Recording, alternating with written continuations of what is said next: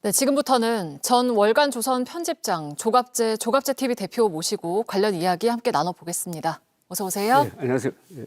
네. 윤 대통령 탄핵 심판 선고를 앞두고 이제 어제도 곳곳에서 탄핵 찬반 집회가 대규모로 열렸어요. 근데 탄핵 반대 집회에서는 뭐 탄핵이 인용이 된다면 수용하지 않겠다 이런 발언들이 나왔거든요. 어떻게 좀 보셨습니까? 지금 말씀하신 대로 헌법재판소의 결정에 불복한다든지 어제 여의도에서는 또 선관위를 해체하라는 이야기까지 하더라고요. 아시다시피 대한민국이라는 민주공화국이 작동하려면은 선거 결과에 승복해야 되잖아요. 그리고 헌법재판소의 결정과 대법원의 판결은 승복할 수밖에 없잖아요, 그죠? 그 승복하지 않으려면은 대한민국 국적 반납해야 되는데 그것은 선택의 여지가 없는데 다만 승복하지 않는다는 그 말이 말로서 끝나야지 그게 행동이나 폭력으로 진전되면은 우리 공동체가 유지되지 않게 되지 않습니까? 예. 방금도 말씀하셨지만 뭐 부정선거에 대한 얘기라든지 특히나 그 반대 집회를 주도하는 정광훈 씨 같은 경우에는 헌재를 해체해야 한다 이런 이야기도 했는데 이런 모습들은 좀 어떻게 보셨을까요? 그런 이야기가 이 우파 진영에서 나온다는 게 참 이해가 안 됩니다. 원래 보수나 우파는 헌법 수호 세력이거든요. 그러니까 그런데 지금 헌법에 도전하는 이야기를 하는데 특히 이 부정선거 음모론입니다. 부정선거 음모론은 이 신념의 문제가 아니고 사실의 문제가 아니겠습니까? 1 더하기 1은 2거든요. 1 더하기 1이 4라고 주장하고 있다고요. 그러니까 한국에서 부정선거가 없었다는 것은 이미 대법원 판결을 통해서 특히 작년에 2,800만 명이 투표한 총선 결과 개표 과정의 정확성에 의해서 이미 입증된 것하고 마찬가지입니다. 그런데 이것을 마치 논란이 있는 것처럼 이렇게 키우는데 여기에 국민의힘 의원들이 가세하고 있다는 게 지금 가공할 사태인데요. 네. 부정선거가 없었다는 것을 누가 제일 잘 아느냐? 국민의힘 의원들이거든요. 부정선거가 있었다면 제일 큰 피해자는 국민의힘 낙선자 아닙니까? 한 사람도 이의를 제기하지 않고 있지 않습니까? 그런데 지금 국민의힘 안에서 부정선거가 없었다, 여기 속으면 안 된다라고 이야기를 하는 사람이 저는 보이질 않아요. 어제 그 탄핵 반대 집회에도 국민의힘 의원들이 여의도 집회에만 37명 정도가 참석한 걸로 저희가 보도를 해드린 바가 있는데 말씀하신 것처럼 국민의힘 의원들도 뭐 좌파 독재설, 북한 지령설 뭐 이런 식의 이야기들을 하고 있거든요. 이게 집권 여당으로서의 모습으로 보시기에는 좀 어떻습니까?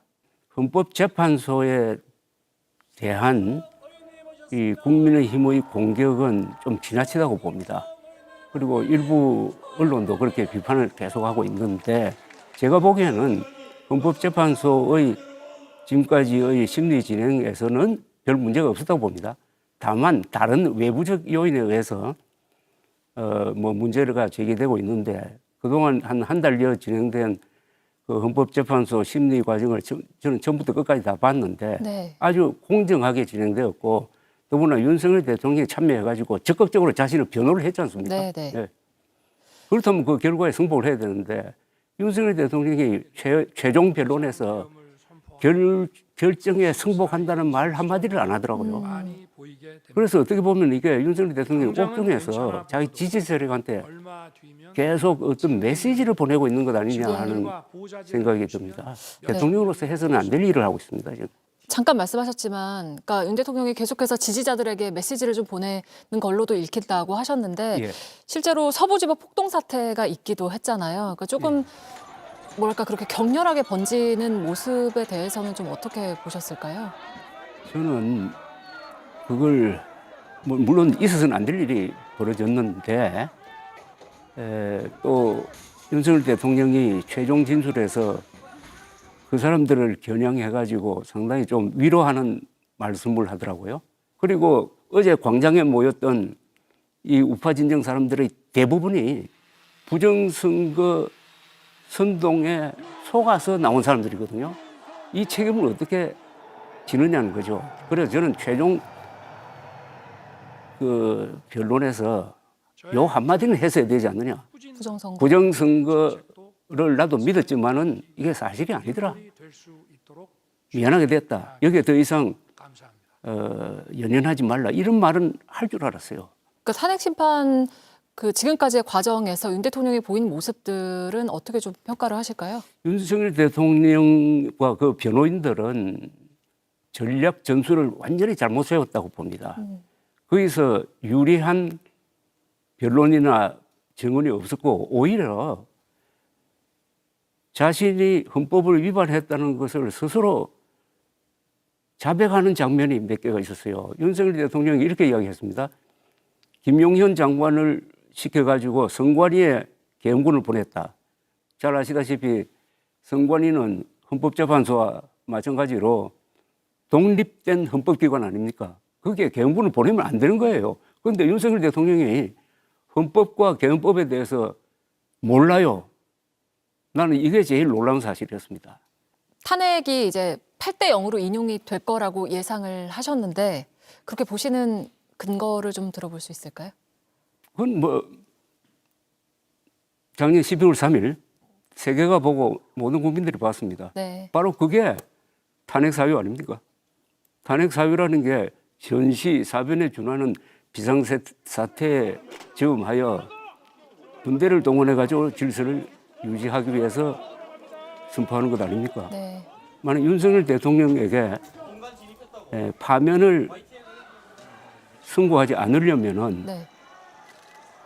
사후적으로 소급해가지고 헌법을 개정해야 합니다. 어떻게 개정해야 되냐? 비상계엄령은 전시, 사변 또는 이에 준하는 비상사태 이외에 국민들에게 특별히 호소할 일이 있을 때는 선포할 수 있다. 이런 식으로 바꿔야 되는 것 아닙니까? 대국민 호소용이라고 그랬잖아요. 네. 그럼 그걸로 끝나는 것 아닙니까? 대국민 호소용이라는 걸 허용하는 헌법 조항은 없으면은 파면일 수밖에 없지 않습니까? 기각될 가능성은 전혀 생각하지 않으시는 거죠? 8명의 헌법재판관이 뭐 진보냐 보수냐 따지는데 그것보다는 그분들이 법률가 아닙니까? 법률가로서 이 계엄은 합헌적이었다라는 문장을 써야 하는데 네. 그 문장을 쓸 수가 있습니까? 알겠습니다. 탄핵이 그러면 만약에 이제 인용이 된다고 하면 조기 대선이 열릴 텐데 예. 지금 현재로서는 뭐 야권에서는 이재명 대표가 가장 앞서는 걸로 나오고 또 여권에서는 김문수 장관이 가장 앞서는 걸로 나오고 있는데 좀 어떻게 좀 예상을 하실까요? 국민의힘 경선 과정에서 국민의힘은 부정선거 론에 대해서 어떤 입장을 취해야 될 거냐 하는 것을 정리하게 될 거라고 봅니다. 네. 그걸로 해가지고 아주 격돌할지 모릅니다. 그래서 네. 예, 근데 이런 대결 구도가 될지 모르겠다는 생각이 들어요. 윤석열 대통령 쪽에 좀 노선에 가까운 김문수 장관과 탄핵에 찬성했고 계엄에 반대했던 한동훈 네. 두 사람의 대결 구도. 그러면 이건 노선 투쟁입니다. 보수의 노선 투쟁이에요. 그 보수의 노선 투쟁의 핵심은 헌법을 수호할 거냐 아니면 과연 부정선거가 있었느냐 없었느냐를 놓고 다투는 노선 투쟁입니다. 이걸 통해서 한국 보수가 지금 분열되어 있는데 네. 어떻게 분열되어 있느냐. 음모론에 속는 사람과 안 속는 사람이 분열되어 있거든요. 이걸 어떻게 하나의 연합전선으로 즉 반 이재명 또는 반민주당으로 모을 수 있느냐 하는 게 경선 과정에서 결정될 거고 국민의힘 경선 과정은 굉장히 재밌을 거라고 봅니다. 네, 알겠습니다. 저희가 오늘 말씀 여기까지 듣도록 하겠습니다. 조갑재 대표와 함께했습니다. 고맙습니다.